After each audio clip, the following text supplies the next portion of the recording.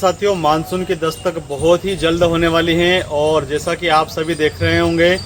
हर साल केरल में मानसून जो है वो 1 जून के आसपास में दस्तक देता है, लेकिन इस बार 4 से 5 दिन पहले मानसून की दस्तक होने वाली है। ऐसा माना जा रहा है कि 26 मई के आसपास केरल में मानसून की दस्तक होने वाली है। उसके 24 घंटे के बाद में अंडमान द्वीप समूह, अंडमान निकोबार और उसके आसपास के क्षेत्र में धीरे धीरे 24 घंटे के अंतराल में मानसून आगे बढ़ेगा। आने वाले समय में बारिश की गतिविधियां कैसी रहने वाली हैं और किस प्रकार से मध्य प्रदेश, राजस्थान, उत्तराखंड, उत्तर प्रदेश, झारखंड, पंजाब, दिल्ली, हरियाणा, इन क्षेत्रों में किस प्रकार से बारिश का दौर देखने को मिलेगा, वो जानकारी भी आपको आने वाले समय में दी जाएगी। अभी वर्तमान में मानसून की दस्तक के साथ ही मध्य प्रदेश का मौसम आने वाले समय में कैसा रहने वाला है, वो जानकारी इस वीडियो के माध्यम से आज आपको मिलने वाली है। किसान साथियों, मैं हूं आपका शुभचिंतक पटेल नानालाल बंबोरिया और आप देख रहे हैं मेरा चैनल खबरों का पिटारा। आप सभी से आग्रह करना चाहूँगा, कड़ी रिसर्च के बाद में इस प्रकार की महत्वपूर्ण जानकारियाँ उपलब्ध होती हैं और इसी प्रकार की खास जानकारियाँ अपनी मोबाइल की स्क्रीन पर देखने के लिए आप चैनल को सब्सक्राइब करना बिल्कुल भी ना भूलें, ताकि इसी प्रकार की आने वाली हर गतिविधि के बारे में आपकी मोबाइल की स्क्रीन पर सबसे पहले आप सभी लोग अलर्ट हो सकें। चलिए अब आगे मौसम की शुरुआत करते हैं। आगे मौसम कैसा रहेगा? किसान साथियों, जैसा कि आप सभी को बताना चाहता हूं कि 26 मई के आसपास में मानसून की दस्तक केरल के आसपास में होने वाली है और उसी कड़ी में अगर हम मध्य प्रदेश में एंट्री की अगर हम बात करते हैं तो खंडवा, बुरहानपुर ऐसे क्षेत्र रहेंगे जहां पर मध्य प्रदेश में मानसून की एंट्री होने वाली है। यही वो रास्ता है जहां से मध्य प्रदेश में मानसून दस्तक देगा और संभवतः इंदौर, उज्जैन, धार, झाबुआ जो क्षेत्र हैं इसमें सोयाबीन और मक्का की खेती अधिकतर होती है। ऐसे में 15 से लेकर के 22 जून के आसपास में यहाँ पर मानसून की गतिविधियाँ सक्रिय होगी और इसी बीच में अच्छी बारिश यहाँ पर देखने को मिलेगी। उसके बाद में किसान बंधु सोयाबीन की फसल और मक्का की फसल जो है वो यहाँ पर बो सकेंगे। एक और महत्वपूर्ण बात आपको बताना चाहता हूँ कि इस बार अल नीनो का संकेत भी यहाँ पर देखने को मिल रहा है। जो अमेरिकन एजेंसी है उसके जो संकेत यहाँ पर मिल रहे हैं उसमें कहीं ना कहीं उसका जो प्रभाव है वो देखने को मिल सकता है। अब सबसे बड़ी बात यह है कि अल नीनो क्या होता है उसकी जानकारी भी आपको दे देता हूँ। प्रशांत महासागर में एक गर्म पानी का स्लैब यहाँ पर बनता है जिसकी वजह से मानसून की गतिविधियाँ हैं वो प्रभावित होती हैं और इसी प्रकार का जो घटनाक्रम यहाँ पर घटित होता है जिसमें भंवरे के आकार के कुछ दृश्य दिखाई देते हैं, उसी को अल नीनो कहा जाता है और इसकी वजह से जो मानसून की गतिविधियाँ हैं उसमें कहीं ना कहीं प्रभाव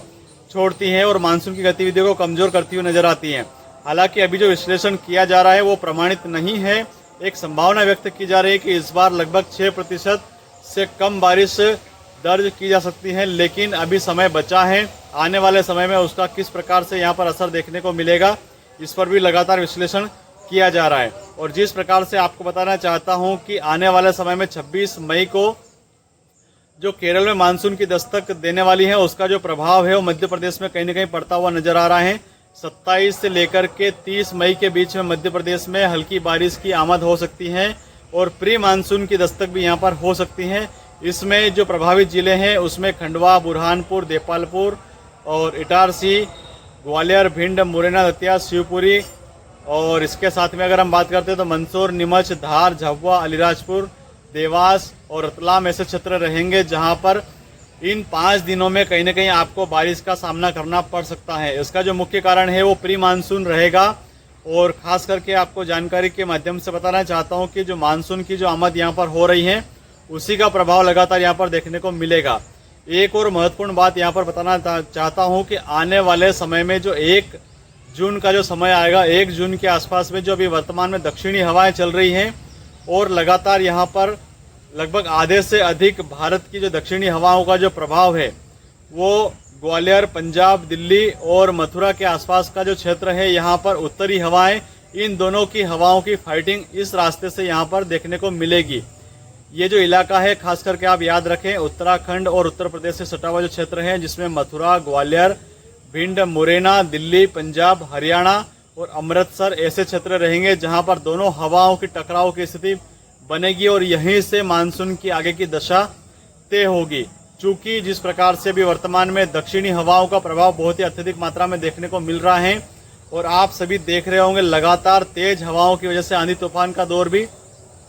बीच बीच में लगातार यहाँ पर देखने को मिल रहा है। चूंकि अभी वर्तमान में जो उत्तरी हवाएं हैं वो कहीं ना कहीं क्षीण होती हुई नजर आ रही हैं। बीच में आप सभी ने देखा होगा कुछ समय से लगातार यहाँ पर उत्तरी हवाओं का दौर चल रहा था, लेकिन पिछले एक सप्ताह से यहाँ पर हवा की दिशा बिल्कुल पूरी तरह से बदल चुकी है। उसका जो मुख्य कारण है वो मानसून की गतिविधियों का एक्टिव होना बताया जा रहा है, और दोनों हवाओं की टकराव की स्थिति जो यहाँ पर बन रही है वही मानसून की गतिविधियाँ लेकर के आएगी और मानसून की गतिविधियों को यहाँ पर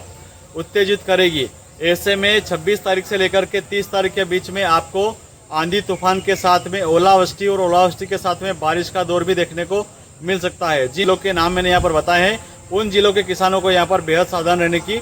आवश्यकता है। अब अगर इन 2 दिनों में मौसम की खास अगर हम बात करते हैं तो मौसम में आपको बताना चाहता हूँ कि बिहार, झारखंड और हरियाणा में अगले 2 दिनों में आंधी तूफान के साथ जोरदार बारिश और जोरदार ओलावृष्टि भी यहाँ पर देखने को मिल सकती है। इसके साथ ही पंजाब, राजस्थान और मध्य प्रदेश में अगले 2 दिन में काफ़ी हीट वेव की संभावना यहाँ पर बन रही है। वर्तमान में आप सभी देख रहे होंगे कि तापमान का जो पारा है वो लगभग 44 से 46 डिग्री के आसपास में पहुँच चुका है। इसके साथ ही 17 और 18 तारीख की अगर हम बात करते हैं तो 17-18 तारीख में उत्तराखंड, उत्तर प्रदेश में भी जोरदार बारिश का अलर्ट जारी किया जा रहा है, और इसी बीच यहाँ पर जो बारिश होगी उस बारिश की वजह से तापमान में उसके बाद में यहाँ पर गिरावट दर्ज की जा सकती है। आने वाले समय में जो 20 और 21 तारीख रहेगी उसमें मध्य प्रदेश में आपको जो तेज गर्मी यहाँ पर महसूस की जा रही है उस गर्मी से कहीं ना कहीं आपको राहत मिलती हुई नजर आएगी। इसका साथ ही अगर आपके परिजन कोई भी 4 धाम की यात्रा पर गए हैं, यानी कि बद्री विशाल, केदारनाथ, गंगोत्री, यमुनोत्री क्षेत्र में अगर गए हैं के लिए उनको थोड़ा सावधान रहने की आवश्यकता है, क्योंकि उस क्षेत्र में यहाँ पर बर्फबारी का दौर देखने को मिल सकता है। लगातार उनके संपर्क में रहें। हालांकि इसमें डरने वाली कोई बात नहीं है, लेकिन जो यहाँ पर पल पल में जो मौसम परिवर्तन होता है निश्चित तौर पर उसमें कहीं ना कहीं ऐसी स्थिति बनती है जिस वजह से यहाँ पर मौसम में अचानक से परिवर्तन होता है और ग्लेशियर की संभावनाएं लगातार वहाँ पर बनती हुई नजर आती हैं। ऐसे में आप सभी से आग्रह करना चाहूँगा लगातार उन लोगों के संपर्क में आप सभी लोग बने रहें। और बारिश की अगर हम बात करते हैं तो इस समय सामान्य बारिश यहाँ पर देखने को मिल सकती है। हालांकि अल नीनो का प्रभाव अगर देखने को मिलेगा तो उसके साथ में यहाँ पर आपको 6% से कम बारिश का दौर भी देखने को मिल सकता है, लेकिन ये प्रमाणित जानकारी भी इसलिए नहीं कह सकते हैं क्योंकि इस पर रिसर्च चल रहा है और मानसून की आमद होने में लगभग 2 सप्ताह से अधिक का समय भी बचा है। ऐसे में क्या गतिविधियां बनती हैं इस पर लगातार सबकी नज़र बनी हुई है और आने वाले समय में बहुत जल्द इसका विश्लेषण करके आप सभी के सामने प्रस्तुत किया जाएगा। तो आप सभी के लिए महत्वपूर्ण मौसम की जानकारी अधिक से अधिक किसानों के साथ शेयर कीजिएगा, साझा कीजिएगा, ताकि आने वाले समय में सोयाबीन, मक्का की जो फसलें यहाँ पर खेती किसानी के लिए किसान इस्तेमाल करते हैं, बुआई करते हैं, उसमें इस प्रकार से उनको बीजों के चयन में लाभ हो सके। इसी प्रकार की महत्वपूर्ण जानकारियाँ हासिल करने के लिए चैनल को सब्सक्राइब करना बिल्कुल भी ना भूलें और वीडियो अगर आपको पसंद आया हो तो वीडियो को अधिक से अधिक शेयर कीजिएगा। हर पल, हर घड़ी, हर समय आपके साथ आपका शुभचिंतक नानालाल बंबोरिया, टीवी न्यूज़ रिपोर्टर, और देखते रहिए हमेशा मेरे साथ मौसम की खास जानकारी।